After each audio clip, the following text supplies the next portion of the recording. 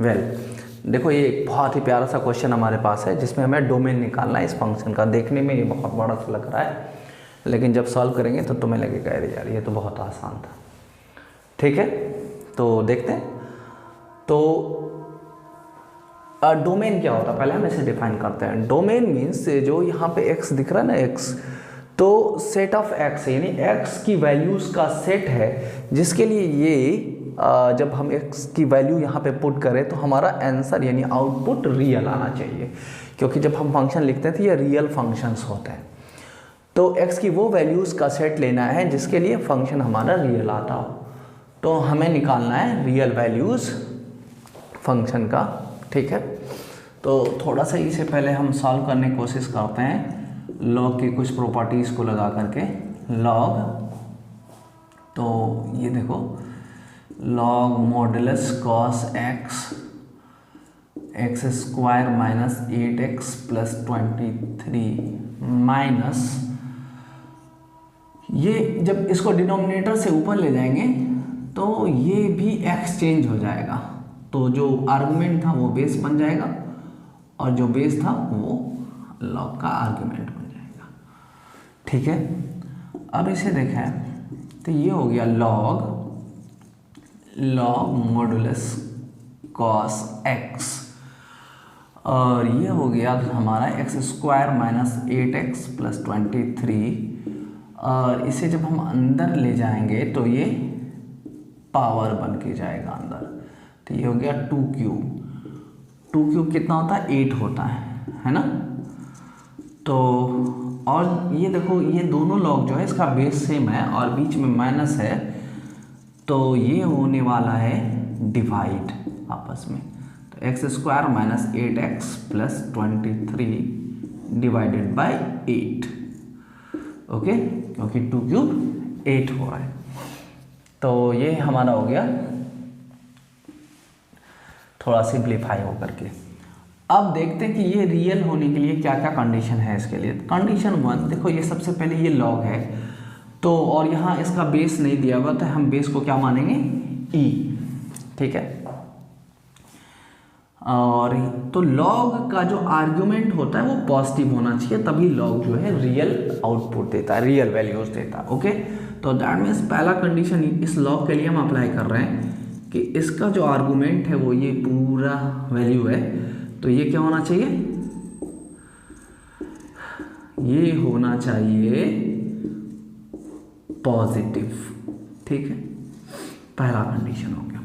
दूसरा कंडीशन, अब तुम इस लॉग पे आओ तो यहाँ बेस दिया हुआ है, यहाँ बेस नहीं दिया हुआ था तो इसे हम ई मानते हैं, और ई एक इरेशनल नंबर है जिसका अप्रोक्सीमेट वैल्यू 2.7 होता है। ठीक है, लॉग का जो बेस होता है, अब हम इस लॉग को अगर रियल करने की कोशिश करें तो इसका जो बेस है, बेस ग्रेटर दैन 0 होना चाहिए और 1 नहीं होना चाहिए।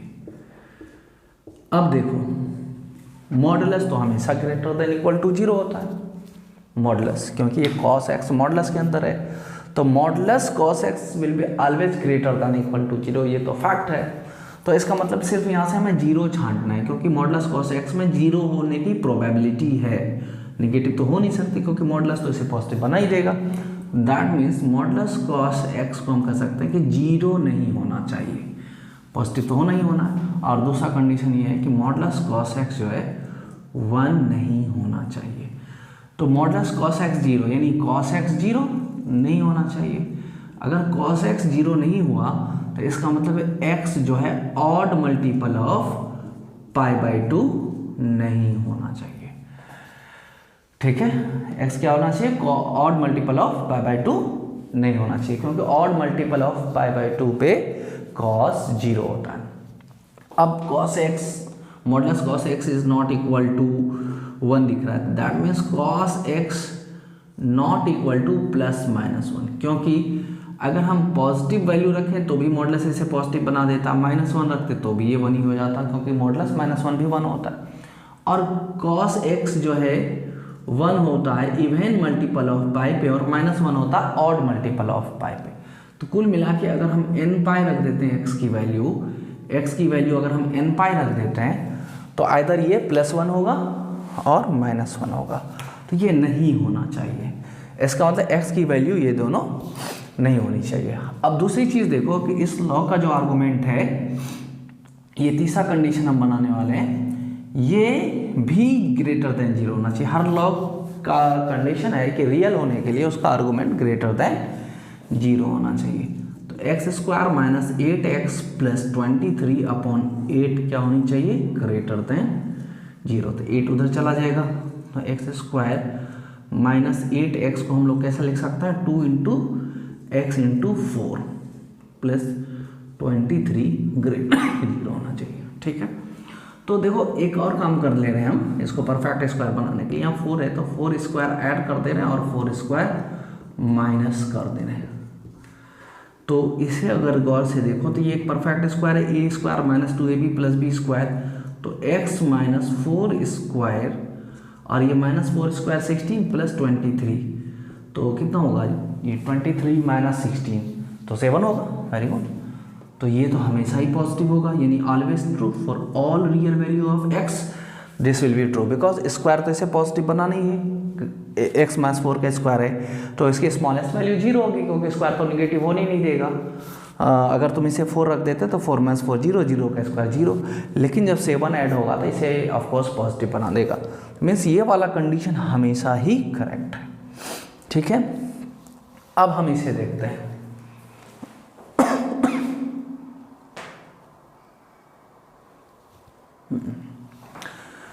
ठीक है, अब हम इसे देखते हैं। तो ये लॉग की वैल्यू ग्रेटर देन 0 होनी चाहिए। अब लॉग की एक और इम्पॉर्टेंट बात हम यहाँ बताने जा रहे हैं, तो वो देखना है कि देखो लॉग और यहाँ कोई भी वैल्यू है मान लेते हैं, ठीक है, और ये बेस है, तो बेस को हम 2 हिस्सों में बांट रहे हैं। एक पार्ट है 0 to 1 और दूसरा पार्ट है ग्रेटर देन 1।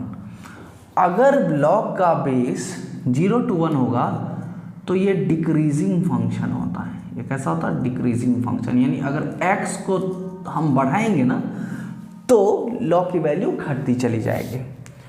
और जब ग्रेटर देन 1 होता है बेस, तो ये इंक्रीजिंग फंक्शन होता है, यानी x की वैल्यू को अगर हम बढ़ाते चले जाएंगे, x की वैल्यू को अगर हम बढ़ाएंगे तो लॉग की वैल्यू भी बढ़ेगी। ठीक है, तो और एक और बात जानो, डिक्रीजिंग फंक्शन में क्या होता है कि अगर कोई फंक्शन डिक्रीजिंग है तो f(x1) और f(x2) को जैसे हम ऐसे कंपेयर कर रहे हैं, तो हमने अभी क्या कहा, डिक्रीजिंग फंक्शन का मतलब ये होता है कि अगर x की वैल्यू को बढ़ाओगे तो फंक्शन की वैल्यू घटेगी। तो इसका मतलब ये हुआ कि f(x2) की वैल्यू कम है तो इसका मतलब x2 ज़्यादा होगी, क्योंकि ज़्यादा पे कम वैल्यू आनी है। तो इसका मतलब क्या, x2 ज़्यादा है और x1 कम है, x2 ज़्यादा है और x1 कम है। अब यहाँ देखो ये क्या है, log 1। log 1 जो है किसी भी बेस के लिए log 1 0 होता है। log और बेस चाहे कुछ भी हो, तो जब हम आर्गुमेंट में 1 रखेंगे तो ये 0 है।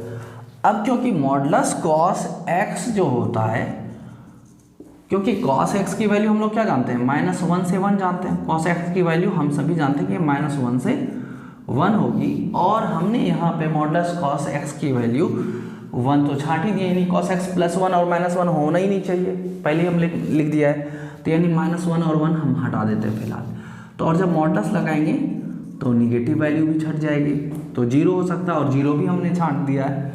बीच में 0 आ सकता था और 0 भी हमने कहा कि नहीं होना चाहिए भाई, तो दूसरे कंडीशन में, तो इसका मतलब ये वैल्यू 0 से 1 होनी चाहिए। और हमने अभी बताया कि जब बेस 0 to 1 होता है तो लॉग डिक्रीजिंग फंक्शन होता है। मीन्स तो छोटे पे बड़ा वैल्यू मिलता है, छोटे x के लिए बड़ा वैल्यू देता है और बड़े x के लिए छोटा वैल्यू देता है। इट मीन्स कि इनइक्वालिटी को चेंज कर देते हैं, बस सीधा सीधा क्या दिख रहा है कि इनइक्वालिटी चेंज हो जाता है डिक्रीजिंग फंक्शन में। तो ये भी डिक्रीजिंग है लॉग यहाँ पे, क्योंकि इसका बेस जो है 0 से 1 के बीच है। इसका मतलब हम इस इनइक्वालिटी को चेंज करेंगे जब लॉग को हटाएंगे। तो ये हो गया x² minus 8x plus 23/8 greater than है, तो इसको क्या कर देंगे हम लेस देन 1 कर देंगे। तो यहाँ से हमें वैल्यू निकल के आ रहा है x square minus 8x plus 23 less than 8। तो इसका मतलब हो गया एक्स स्क्वायर में 8x और इस 8 को इधर लाओ तो कितना हो जाएगा 15 लेस देन 0। अब जब हम इसे फैक्टराइज करेंगे तो ये हो जाएगा x minus 3 into x minus 5 less than 0।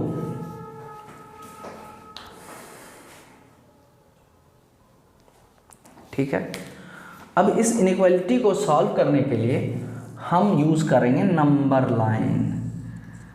तो नंबर लाइन पे हम पुट करेंगे x को 3, यानी 3 रखने पे ये एक्सप्रेशन 0 हो रहा है और 5 रखने पे भी ये एक्सप्रेशन 0 हो रहा है। देखो 3 रखेंगे 3 माइनस 3 0, 0 इंटू समथिंग 0 और 5 रखने से भी ये एक्सप्रेशन हो रहा है हमारा 0। ठीक है, यानी 3 और 5 पे 0 है। तो इसका मतलब अगर 3 पे 0 है तो इसका इधर वैल्यू पॉजिटिव आया होगा या निगेटिव, इधर पॉजिटिव या निगेटिव। अब देखो अगर 0 है तो 0 के साथ क्या है कि इसके दाएं बाएं एक पॉजिटिव होगा एक निगेटिव होगा। अगर ये पॉजिटिव होगा तो ये निगेटिव, अगर ये निगेटिव होगा तो ये पॉजिटिव। और क्योंकि 3 0 है तो अगर ये पॉजिटिव है तो इधर निगेटिव, और ये रीजन अगर पॉजिटिव दे रहा तो ये रीजन निगेटिव देगा, और अगर ये रीजन निगेटिव है तो ये रीजन पॉजिटिव देगा। तो यानी हमें किसी एक रीजन को चेक कर लेना है कि वो क्या दे रहा है। तो 5 से बड़ा कोई वैल्यू रखेंगे, इस रीजन में क्या है 5 से बड़ी वैल्यू है x की, तो x की कोई 5 से बड़ी वैल्यू एज्यूम करते हैं। हम 6 एज्यूम कर लिए, तो 6 एज्यूम करेंगे तो ये 6 माइनस 3 क्या हो जाएगा 3। तो अगर हम x को इस रीजन में देखो बहुत सारी वैल्यूज है 6 7 8, तो हम एज्यूम कर लेते हैं let x is equal to 6। अब इसमें 6 रखेंगे तो क्या होगा 6 minus 3 into 6 minus 5, that means 3 into 1 is equal to 3।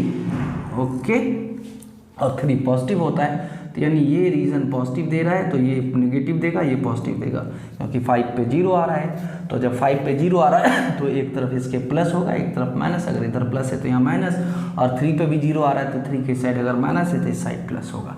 तो हमें क्या चाहिए लेस देन 0। तो हमारा रिक्वायर्ड रीजन क्या है 3 to 5, लेकिन हम 0 नहीं ले रहे हैं तो इसलिए 3 और 5 को एक्सक्लूड करना पड़ेगा। तो x की वैल्यू क्या आ गई हमें 3 to 5।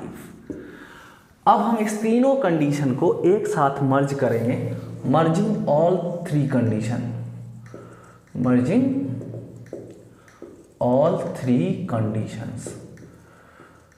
तो एक तो कह रहा है कि भाई हम सारी वैल्यू को एक्सेप्ट कर रहे हैं, एक कर रहा है हम इस दो वैल्यू को एक्सेप्ट नहीं कर रहे हैं। ठीक है, तो अब यहाँ पे हम देखेंगे कि कौन कौन सी वैल्यू जो है इनमें से इसके बीच आ रही उसे हम छांट देंगे। ठीक है, तो पहले तो हमें ये देखना है कि x की वैल्यू जो हमारी आ रही 3 to 5, और जो वैल्यूज n को रखने से जैसे 0 1 2 3 n कोई भी इंटीजर है रखने से अगर इसके बीच आ रहा है तो उसे हम हटा सकते हैं, हटा देंगे बल्कि, है ना। तो अब अगर हम n को 0 रखते हैं तो ये कितना आ जाएगा π/2। ठीक है, तो अब देखो π/2 की वैल्यू कितनी आती है, पाई इज अप्रोक्सीमेटली 3.14/2, तो दिस इज 1.57, यानी इसके बीच π/2 नहीं आएगा, इसके बीच π/2 नहीं आएगा। अब हम n की वैल्यू 1 रख के देखते हैं, तो 2 × 1 + 1 कितना हो गया 3 π/2। अब हम देखते हैं 3 π/2 कितना हो रहा है, 3 π/2, तो ये हो गया 3 × 3.14/2, यानी 3 को इससे मल्टीप्लाई करेंगे, 3 से 1 = 21, 3 5 = 15 + 2 कितना हो गया 17, और 3 1 = 3 + 1 4.71, यानी ये इसके बीच आ रहा है। तो इसे हम छांटेंगे, तो हम कहेंगे कि 3 π/2 हमें छांटना पड़ेगा। और अगर हम इसको 2 रखेंगे तो 2 2 = 4 + 5 π/2, तो जाहिर सी बात है जब 5 रखेंगे तो ये 5 से एक्सीड कर जाएगा। तो अब 6 रखने पे भी एक्सीड करेगा, मतलब 2 रखने पे ही 5 π/2 आ गया था, अब 3 रखेंगे तो कितना आ जाएगा 7π/2, ये और एक्सीड कर जाएगा। तो कहेंगे हम नीचे क्यों नहीं रख रहे हैं, -1 क्यों नहीं रख रहे हैं। अगर हम n को -1 रखेंगे तो ये निगेटिव वैल्यू आ जाएगी, और ये तो निगेटिव है ही नहीं, इसके बीच तो निगेटिव हो ही नहीं सकता। अब हम ये कंडीशन देखते हैं, अगर n को हमने निगेटिव रखा तो निगेटिव हो जाएगा, और निगेटिव तो ये है नहीं, इसके बीच निगेटिव आ नहीं रही, तो हम n को 0 से शुरू करते हैं। 0 × π 0, 0 भी इसके बीच आएगा नहीं। अब हम n को 1 रख के देखते हैं यहाँ पे, तो 1 × π कितना होता है पाई, और पाई की वैल्यू 3.14 होती है, तो इसका मतलब 3.14 तो इसके बीच है, तो यानी पाई को भी हमें नहीं लेना है। और अगर n को 2 रखते हैं 2 पाई कितना हो जाएगा 2 × 3.14 जो 6.28 के करीब हो गया। This is approximate not equal to, तो 6.28 भी बाहर निकल गया। तो इसका मतलब हमारा डोमेन जो हो गया वो कितना हो रहा है 3,5, और इसमें से माइनस करना है पाई, और 3π/2 इसके बीच में आता जो नहीं लेना है। तो हमारा डोमेन क्या हो गया, this is our required domain. I hope ये क्वेश्चन आपको क्लियर हो गया। ठीक है, तो जो स्टेप नहीं समझ में आ रहा है तो वहाँ वीडियो को पॉज करना है और बार बार देखना है, तो आपको क्लियर हो जाएगा। अच्छा लगा हो तो कमेंट करिएगा और शेयर करिए हमारे चैनल को, वीडियो को। Thank you.